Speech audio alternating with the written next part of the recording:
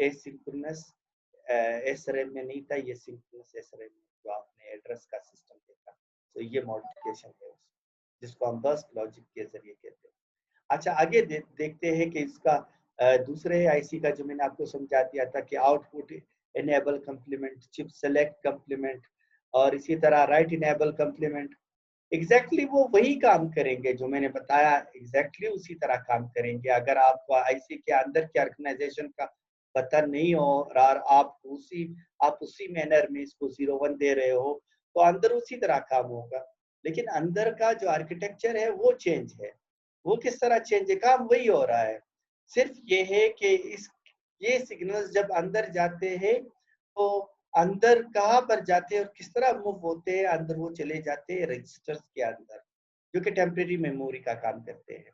यानी टेम्परेरी तौर पर जो कंट्रोल सिग्नल हो, डेटा सिग्नल हो या एड्रेस सिग्नल हो, उसको टेम्परेरी तौर पर कुछ देर के लिए रुकवाते हैं ताकि आगे जो है आपने जो काम करना हो उसके लिए वो यूज कर सके। सो अब अगर आपने आउटपुट इनेबल कंप्लीमेंट 0 बनाया जिस तरह पिछले आईसी में बनाया था, तो वही आउटपुट इनेबल कंप्लीमेंट 0 तो आएगा, लेकिन वो 0 तब तक फॉरवर्ड आगे नहीं होगा जब तक यहाँ से क्लॉक पल्स उसको इजाजत नहीं देता।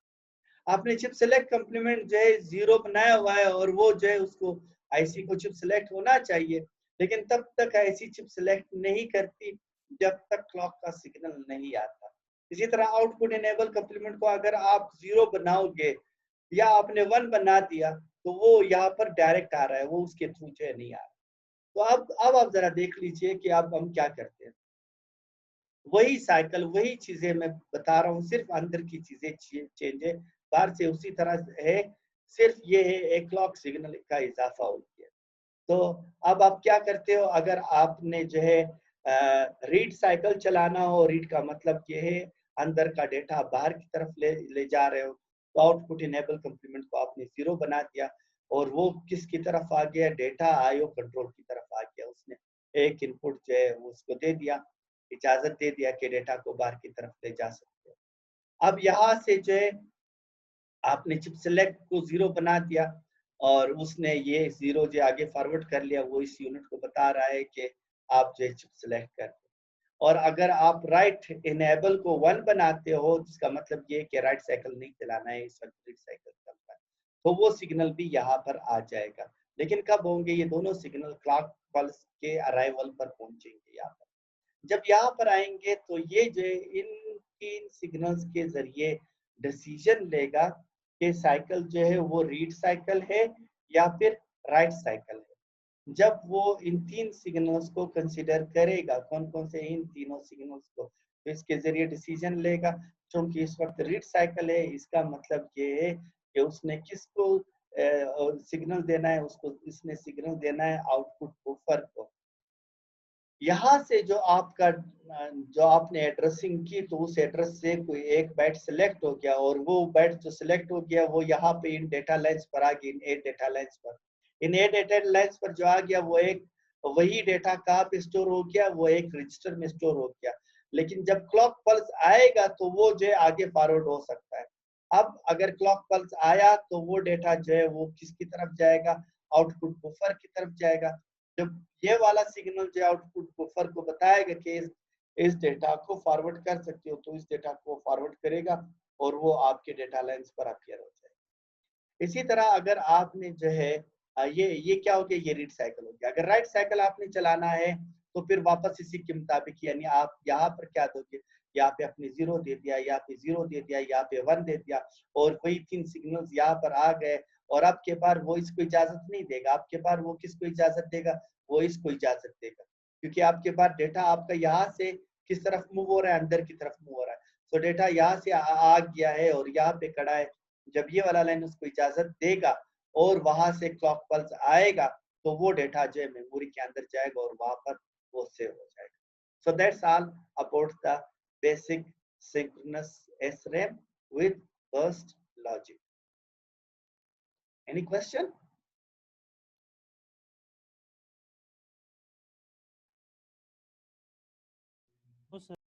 जी करीम।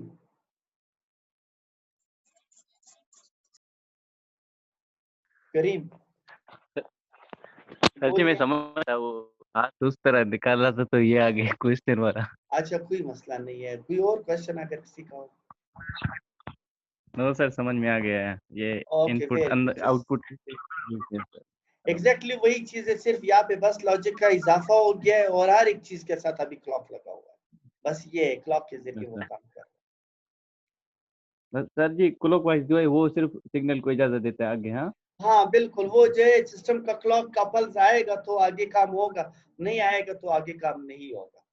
जबकि एसिंक्रोनस में इस यस तरह सर। नहीं होता, वो सिस्टम क्लॉक का मोहताज नहीं होता है अच्छा सर और ये आपने जो बस्ट पे बनाया था ना इसमें यानी कि 2 का जो है वो 4 बन जाते हैं ना जी इस जी तरह बिल्कुल, बाइनरी चार काउंटर से। चार डिफरेंट कंडीशन बना लेता है दो से।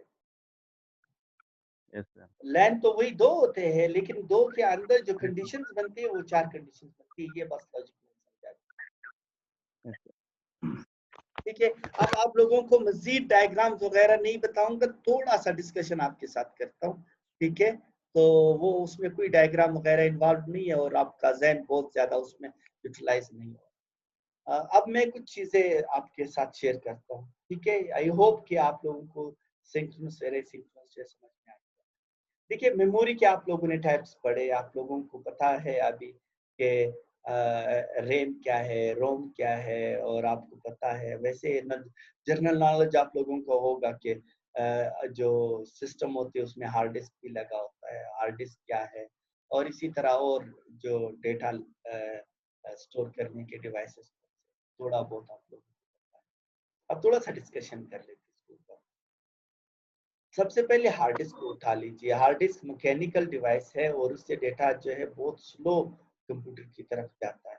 इसी वजह से आपने देखा होगा, आप लोगों में से जिसने हार्ड डिस्क को रिप्लेस किया होगा एसएसडी के साथ, तो उसका कंप्यूटर स्पीड अप हो गया होगा। तो एनी हाउ हार्ड डिस्क जो है वो स्लो डिवाइस है एज कंपेयर टू रैम। अब रैम के अंदर आ जाइए तो रैम के अंदर फिर दो कैटेगरीज आती है, एक होता है स्टैटिक रैम और एक होता है डायनेमिक रैम, जो नेक्स्ट हम पढ़ेंगे। डायनेमिक रैम का जब मैं स्टैटिक रैम के साथ डिफरेंस पढ़ा रहा था तो उस वक्त मैंने बताया कि डायनेमिक रैम जो है वो स्लो होता है, जबकि स्टैटिक रैम जो है वो फास्ट होता है। अब मसला ये है, स्टैटिक रैम फास्ट तो है, बहुत ही अच्छा है, लेकिन स्टैटिक रैम महंगा होता है। क्यों? क्योंकि उसके एक सेल में आपने देखा कि कितने ट्रांजिस्टर्स यूज हो रहे हैं और कितना सिस्टम जो है बना हुआ है। जबकि डायनेमिक रैम है उसके मुकाबले में आप देखोगे सिर्फ एक ट्रांजिस्टर, एक कैपेसिटर। तो अब स्टैटिक रैम जो है महंगा, डायनेमिक रैम जो है वो सस्ता होता है। लेकिन dynamic RAM slow, static RAM जो है वो फास्ट होता है। अब क्या है कि अब सिस्टम को किस तरह अरेंज किया जाए कि हम काम भी स्पीड कर ले और खर्चा भी कम हो। ठीक है, तो अब अगर ये हम काम करना चाहते हैं तो ठीक है, हमने हार्ड डिस्क को अपनी जगह पे जोड़ा हुआ है, हमने रैम को डायनेमिक रैम यूज किया हुआ है, यानी जो स्लो रैम है उसको यूज किया हुआ है। लेकिन उसके असिस्टेंट के लिए हम क्या लगा रहे हैं, उसको तेज बनाने के लिए उसके साथ एक छोटा सा स्टैटिक रैम इस्तेमाल कर रहे हैं। उस छोटे से स्टैटिक रैम को हम क्या नाम देते हैं, उसको नाम देते हैं कैशे मेमोरी या कैश मेमोरी जिसको आप कहते हैं। तो अब वो कैशे मेमोरी किसका बना होगा, वो स्टैटिक रैम का बना होगा, वो फास्ट होगा, लेकिन उसका साइज बहुत छोटा है। अब आपका जो रैम अगर छोटा होगा तो जाहिर सी बात है आपका सिस्टम रुक रुक कर चलेगा, वो काम नहीं कर सकेगा। और स्टैटिक रैम जो हमने एज अ कैशे मेमोरी लगाया होता है वहां पर सिस्टम में बहुत ही छोटा होता है, चंद जस्ट कम डेटा जो है वो अपने अंदर सेव कर सकते हैं। तब ये मिलकर आपस में काम करते, इस तरह काम करते कि काम भी स्पीड हो जाए और क्या है, और सिस्टम का खर्चा भी ज्यादा ना हो। तो वो करते क्या है, वो करते ये है कि माइक्रो प्रोसेसर ने रिसेंटली जिन जिस डेटा को यूज करना हो, जिन इंस्ट्रक्शन को यूज करना हो, वो उन चीजों को कहाँ पे रख लेता है, स्टैटिक रैम यानी कैशे में रख लेता है। और बाकी जो चलो यूज होती जाएगी, वो कभी ना कभी यूज होगी, वो कहाँ पर पड़े हुए है, वो पड़े हुए है डायनेमिक रैम। तो कैशे मेमोरी जिसको जो स्टैटिक रैम से बनी होती है, उसमें मोस्ट रिसेंटली यूज चीजें होती है जो आप माइक्रो प्रोसेसर को जरूरत होगी। अब माइक्रो प्रोसेसर चल रहा है और उसको डेटा का जरूरत है, इंस्ट्रक्शन का जरूरत है, तो सबसे पहले वो उसको कहाँ पे चेक करेगा, वो चेक करेगा कैशे मेमोरी में जो उसके साथ अटैच होता है। तो कैशे मेमोरी के में जब वो चेक करेगा, अगर कैशे मेमोरी में चूंकि मोस्ट रिसेंटली चीजें होती है जो ज्यादा से ज्यादा यूज हो रही होती है वो चीजें होती है, तो वो देख लेता है अच्छा कैशे मेमोरी में पड़ा हुआ है, अगर वो पड़ा हुआ हो तो डायरेक्ट उठा लेता है। और चूंकि कैशे मेमोरी बहुत स्पीड मेमोरी है और माइक्रो प्रोसेसर अच्छे खासी स्पीड के साथ काम कर लेता है। लेकिन अगर माइक्रो प्रोसेसर, इसको हम क्या कहते हैं, जब माइक्रो प्रोसेसर को जरूरत हो और उसको कैशे से मिला तो हम कहते हैं हिट, उसने हिट किया, यानी वहां पर उसको चीज मिल गया। लेकिन अगर माइक्रो प्रोसेसर को जरूरत है, उसने कैशे मेमोरी में देखा वो चीज नहीं है, तो उसको हम क्या कहते हैं, उसको कहते हैं मिस, कि माइक्रो प्रोसेसर ने इस चीज को मिस किया। तो मिस के केस में क्या होगा, माइक्रो प्रोसेसर उस चीज को फिर डी रैम में देखेगा और डी रैम से जो कि स्लोअर है उसको उठाएगा, उसकी एक कॉपी जो है कैशे मेमोरी में रखेगा और दूसरी कॉपी वो यूज करेगा। तो अब इसमें क्या हो जाएगा, इसमें उसका टाइम जाया हो जाएगा। लेकिन उसका ऑर्गेनाइजेशन इस तरह बनाया होता है कि ज्यादातर जब माइक्रो प्रोसेसर राब्ता करता है कैशे मेमोरी से तो ज्यादातर टाइम उसको जो है हिट मिलता है, लेकिन कभी कभी उसको मिस मिलता है, तो उस मिस के टाइम में वो क्या कर लेते हैं, डेटा को उठाकर जो है डी रैम से स्टैटिक रैम में यानी कैशे मेमोरी में रख लेता है। तो उस कैशे मेमोरी का क्या होगा कि वो फिर जब उसको वापस जाएगा तो बहुत ही स्पीड से उसको एक्सेस कर सकेगा। इससे क्या हो जाता है, इससे सिस्टम का स्पीड ज्यादा हो जाता है। तो अब जो माइक्रो प्रोसेसर्स होते हैं, डिफरेंट टाइप्स के माइक्रो प्रोसेसर्स होते हैं और मेमोरी इसी तरह होती है। आमतौर पर क्या होता है कि एक कैशे मेमोरी माइक्रो प्रोसेसर के अंदर लगी होती है और दूसरी कैशे मेमोरी जो है माइक्रो प्रोसेसर के बाहर लगी होती है, जो डी रैम के साथ अटैच होती है। तो अब एक कैशे मेमोरी से दूसरे कैशे मेमोरी में डाटा जाता है, बहुत हाई स्पीड से डाटा जाता है। तो सबसे पहले माइक्रो प्रोसेसर अपने अंदर वाले कैशे मेमोरी में देखता है कि चीज है या नहीं है, नहीं हो तो बाहर वाले कैशे मेमोरी में देखता है चीज है या नहीं है, मिल गया तो हिट हो गया, वो काम कर चला लेगा। अगर नहीं हुआ, अगर दोनों में नहीं हुआ तो फिर वो क्या करेगा, डायनेमिक रैम में जो कि बड़ी मेमोरी आपको चेक कर।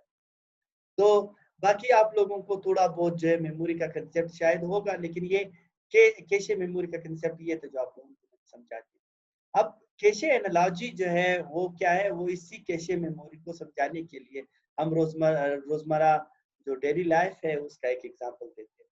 Cache memory is just like your refrigerator in your home, कि जब आपको फॉर एग्जांपल कोई फ्रूट की जरूरत है, आप रेफ्रिजरेटर खोलते हो, आपने वहां पे सेब रखे हुए हैं, आपने और फ्रूट रखा हुआ है, या आपको किसी ड्रिंक की जरूरत है वो आपने फ्रिज में रखा हुआ है और आपको एकदम से वो मिल जाता है। और वो जो आपका डी रैम है वो it is just like supermarket, कि उसमें तो बहुत सारी चीजें, सुपरमार्केट में जाओ आपको सब कुछ मिल जाता है। आपके रेफ्रिजरेटर में सुपरमार्केट जैसी जितनी चीजें तो नहीं मिलती, लेकिन आप जब भी सुपरमार्केट जाते हो आप उतनी चीजें उठा लेते हो जो आपकी रोजमर्रा यूज हो रही थी, और वो क्या करते हो, वो आप रेफ्रिजरेटर पे रखते हो। तो आप ये समझ लीजिए कि सुपरमार्केट आपका डी रैम है और कैशे मेमोरी जो है वो आपका रेफ्रिजरेटर। तो अब क्या है कि जब माइक्रो प्रोसेसर को, यानी आप माइक्रो प्रोसेसर और आपको जो है किसी चीज की जरूरत है तो आप रेफ्रिजरेटर खोलते हो, और वो चीज अगर आपको मिल गया रेफ्रिजरेटर से इट मींस हिट हो गया, और अगर वो वहां पर नहीं मिल रहा है, मिस हो गया, तो देन इट मींस आप सुपरमार्केट से लाओगे। जब सुपरमार्केट से लाओगे आप कहते हो यार मैं जो है थोड़ा स्टॉक बना लेता हूँ, अपने रेफ्रिजरेटर में जरूरत की और चीजें भी ले आता हूँ।